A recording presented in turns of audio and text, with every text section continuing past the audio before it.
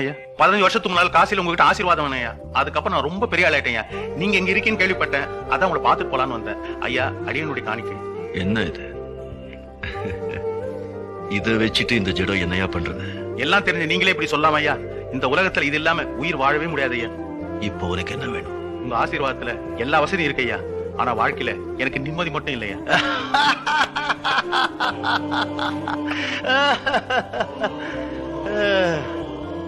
இத வச்சுட்டு உலகத்துல எது வேணும்னாலும் வாங்கலாம் சொன்னீங்க. நிம்மதியை வாங்கிக்கலாமே ஐயா. எல்லார் பணத்தையும் நீயே வச்சுக்கிட்டா நிம்மதி எப்படியா வரும்? உனக்கு எவ்வளவு வேணுமோ அவ்வளவு அளவா வச்சுக்கிட்டு மிச்சம் இல்லாதவங்களுக்கு கொடுத்துட்டே இருந்தா நிம்மதி தானா வரும். பணத்தை சேர்த்துட்டே இருப்பால நிம்மதியே இருக்காது. புண்ணியத்தை சேர்த்துட்டே இருப்பால அவனுக்கு தான் நிம்மதி. ஆமா, வரும்போது ஒண்ணு கொண்டு வரல, போகும்போது ஒண்ணு கொண்டு போக போறது இல்ல. நடுவில் என்னையா எந்த எந்த எந்த பாப்பா இதை எடுத்துட்டு இல்லாதவங்களுக்கா கொடுத்துட்டு போ.